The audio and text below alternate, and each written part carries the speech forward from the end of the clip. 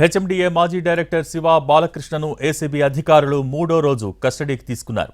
ఈ కేసులో విచారిస్తున్న కొద్దీ కొత్త విషయాలు బయటకొస్తున్నాయి. తెలంగాణ అసెంబ్లీ ఎన్నికలకు 2 రోజుల ముందు శివ బాలకృష్ణ భారీగా అనుమతులు ఇచ్చినట్టు తెలుస్తోంది.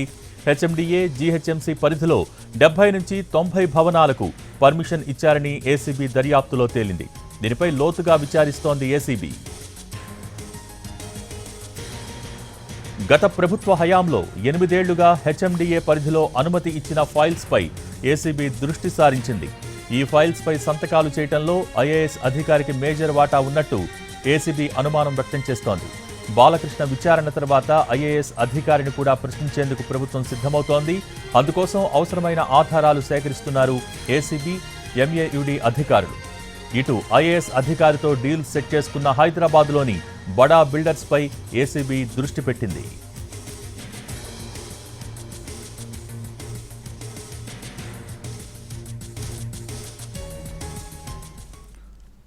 హెచ్ఎండిఏ మాజీ డైరెక్టర్ శివ బాలకృష్ణను ఏసీబీ అధికారులు మూడో రోజు కస్టడీకి తీసుకున్నారు. ఈ కేసులో విచారిస్తున్న కొద్దీ కొత్త విషయాలు బయటకొస్తున్నాయి. దీనికి సంబంధించి మోర్ అప్డేట్స్ మా ప్రతినిధి రాధాకృష్ణ లైవ్ ద్వారా అందించడానికి సిద్ధంగా ఉన్నారు. Radhakrishna, over to you.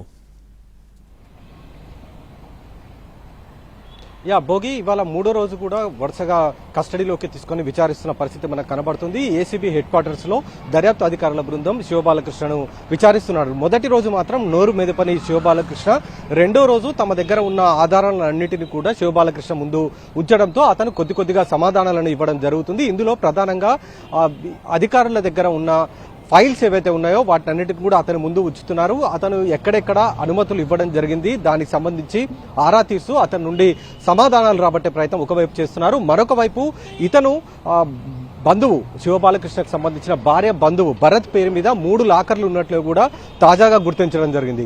ఈ లాకర్లను కూడా ఇవాళ ఓపెన్ చేయబోతున్నారు. ఇప్పటికే శివబాలకృష్ణ పేరు మీద 8 లాకర్లు ఉన్నాయి. వీటితో పాటు ఇప్పుడు ఈ భరత్ అనే వ్యక్తి పేరు మీద కూడా మరొక 3 లాకర్లు ఉన్నట్టు గుర్తించడం జరిగింది.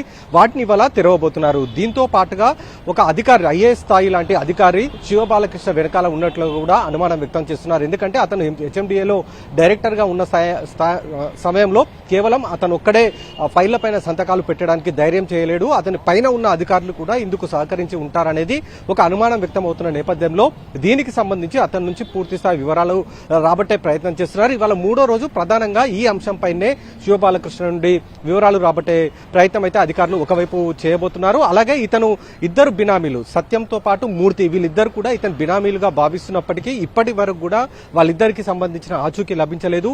ఎప్పుడైతే శివబాలకృష్ణ ఇంటిపైన ఏసీబీ రైడ్స్ అయ్యాయో అప్పటి నుండి కూడా వీళ్ళిద్దరు పరారీలో ఉన్నారు. కాబట్టి వీళ్ళిద్దరూ ఎక్కడ ఉన్నారు, కస్టడీ ఒకవైపు కొనసాగుతుంది.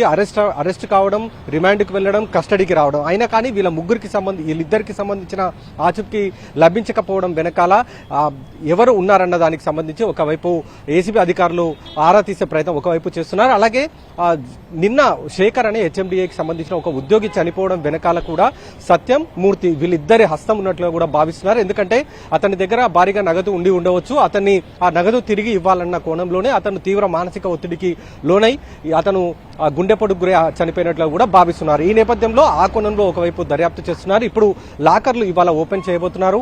లాకర్లను ఓపెన్ చేస్తే అక్కడ కూడా మరింత నగదుతో పాటు ఇతర ల్యాండ్ డాక్యుమెంట్లు కూడా దొరికే అవకాశం ఉన్నట్లు కూడా భావిస్తూ ఉంది ఏసీబీ.